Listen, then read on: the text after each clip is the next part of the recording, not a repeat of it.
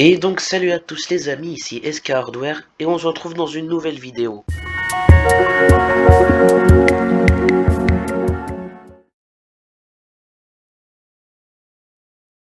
Aujourd'hui, toute nouvelle vidéo les amis, toute nouvelle série sur la chaîne YouTube. C'est une série qui consiste à faire des setup gamer complets pour pas cher. Cette toute première vidéo, le setup gamer complet tourne dans les environs des 1300 €, du coup qui est un très bon prix, très raisonnable pour un setup. Du coup, on commence tout de suite avec le PC Gamer. Mais juste avant, n'hésitez pas à lâcher un like et un commentaire et à vous abonner à la chaîne si ce type de vidéo vous plaît et à me dire ce que vous pensez dans les commentaires. Du coup, on commence tout de suite par le PC Gamer. Le PC Gamer, je suis allé sur le site de Topachat, leur configurateur de PC qui est très bien. Du coup, on va commencer tout de suite avec la config. Du coup, pour le processeur, j'ai pris un AMD Ryzen 5 1600 AF. C'est l'équivalent d'un Ryzen 5 2600 mais avec des fréquences moins basses. Il est cadencé à 3,2 GHz en fréquence de base et il peut monter à 4,1 GHz en boost. Il est à 149,99 € sur Topachat, ce qui est un très bon prix. Du coup voilà, c'est un processeur au socket AM4 comme vous vous en doutez. Il coûte 149,99 €, ce qui est, comme je l'ai dit, un très bon prix et qui est très raisonnable. Et avec ce processeur, vous pourrez faire du multitâche, du gaming et de la retouche photo. Pour la carte mère, j'ai pris une ASRock B450 Pro 4. C'est une carte mère ATX au socket AM4. C'est un chipset B450. Elle est compatible USB 3.1. Elle a 6 ports SATA. Elle a 2 ports M.2. Elle a 4 slots de RAM. C'est une carte mère qui a de très bonnes finitions. Elle a des finitions en grise et un peu en carbone. Elle est à 89,99 € sur Topachat. Comme vous pouvez le voir, elle est en vente flash parce que normalement elle tourne dans les environs des 110-115 €. Du coup voilà, c'est une bonne carte mère avec de bons condensateurs et de bons ports M.2 qui peuvent lire à haute lecture les SSD. Du coup, pour la DDR4, j'ai pris la marque Techstorm. C'est une marque peu connue mais qui fait de bonnes barrettes de RAM. Là, j'ai pris 16 Go en 3200 MHz K16. C'est du low profile. Et en fait, c'est optimisé pour les AMD et les Intel aussi, mais c'est des RAM optimisées. Du coup, vous n'êtes pas obligé d'aller dans le BIOS pour activer le profil XMP. Du coup, voilà, ils sont à 106,99 € sur Amazon et sur Topachat.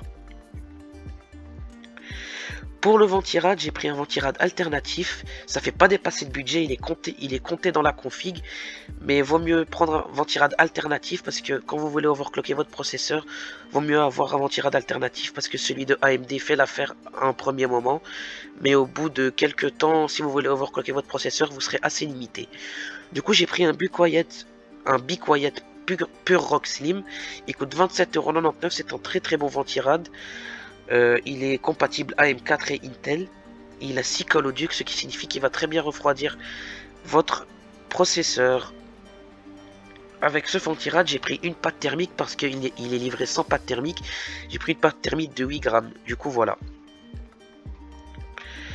Par après, pour la carte graphique, je suis allé chez Sapphire avec une RX 570 Pulse en version 8 Go.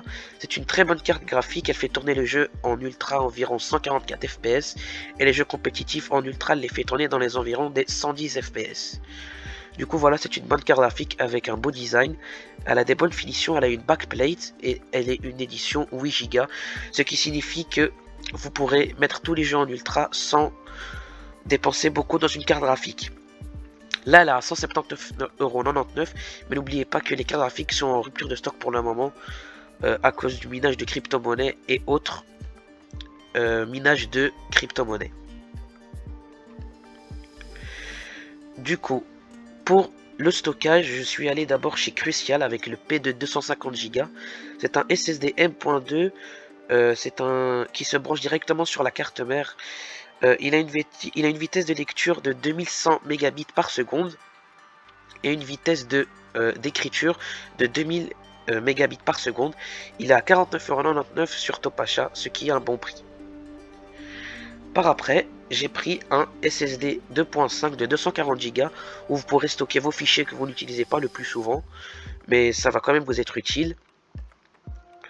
Donc du coup, il a 46,99 € sur le site et il a 500 mégabits par seconde en écriture et 450 mégabits en lecture.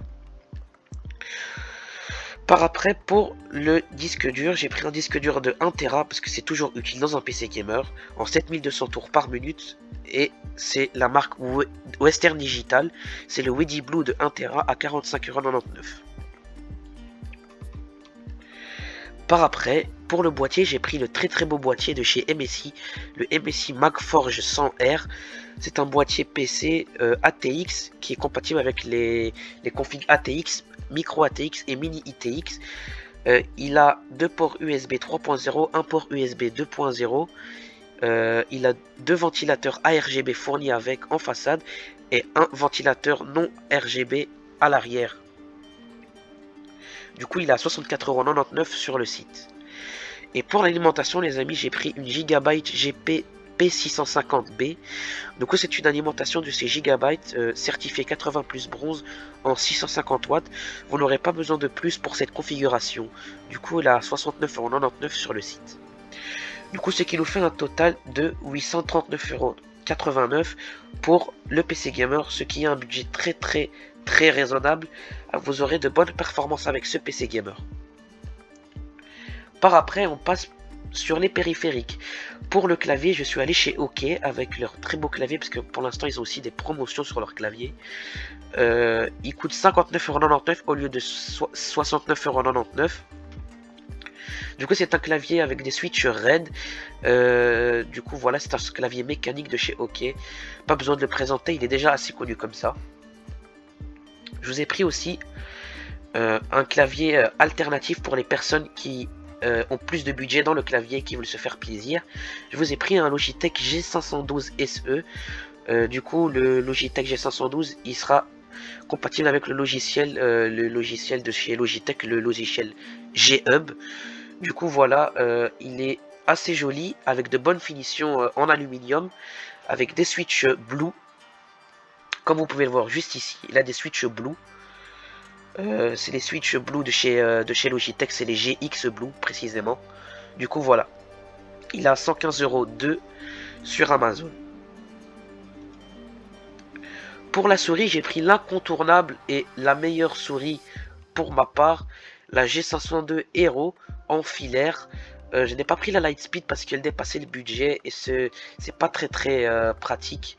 C'est bien pour les personnes qui font beaucoup de montage vidéo et de montage photo, mais pour les personnes qui font du gaming, la G502 Hero édition filaire, elle est mieux. Du coup, elle a 57,70 € sur Amazon, mais pas besoin de la présenter. C'est une souris internationale, elle est connue mondialement, surtout pour le rapport qualité-prix-performance. Elle a 11 boutons programmables, elle est aussi compatible avec le logiciel G-Hub pour le cycle d'éclairage de chez Logitech. Par après, je sais que d'entre vous, il y a beaucoup de gens qui aiment les souris légères. Du coup, je vous ai pris une Cooler Master MM711. C'est une souris filaire légère de 60 grammes. Elle a un capteur optique Pixar. C'est un bon capteur optique de 16 000 dpi. Du coup, voilà, elle a 20 millions de clics. Je pense pas que les gens vont compter les clics, mais c'est quand même important de le dire. Du coup, ça veut dire qu'elle va bien durer dans le temps. Et c'est une souris ambidextre, ce qui veut dire qu'elle sera adaptée pour les personnes gauchères comme pour les personnes droitières. Du coup, voilà, elle a 53,39 € sur le site d'Amazon. Par après, pour le tapis de souris, je vous ai pris un OK, un tapis de souris basique, qui est fortement connu parce qu'il est assez grand. Il fait 900 par 400 par 4 mm d'épaisseur. Il est résistant à l'eau et il est assez beau avec de bonnes finitions en tissu. Il est à 24,99 €, mais chez OK, on a le coupon de 10 € d'appliqué sur Amazon, comme vous pouvez le voir juste ici. Ce qui signifie que pour ce tapis de souris, il vous reviendra à 14,99 €, ce qui est un très bon prix pour ce tapis de souris. Par après, pour le casque gamer, l'incontournable et le plus populaire de tous, le HyperX Cloud 2. C'est un casque gaming avec micro multiplateforme. Le micro est d'assez bonne qualité pour parler avec ses amis sur Discord ou pour faire quelques streams.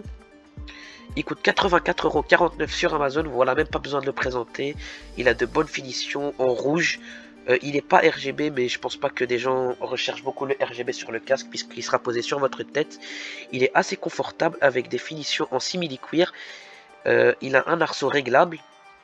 comme tous les casques à présent, et il a un très bon prix. D'habitude il tourne dans les 100 euros, comme vous pouvez le voir maintenant il a 84,49 €, ce qui est une bonne promotion.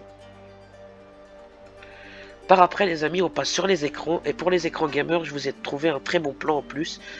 C'est un écran 165 Hz de chez Acer, en 24 pouces. Il coûte 129,99 €, ce qui est un hyper bon prix les amis. Normalement il tourne dans les 200 €. Du coup voilà, c'est un 24 pouces en 165 Hz. C'est une dalle TN, c'est pas le meilleur pour les couleurs, mais c'est très bon pour le gaming et assez performant.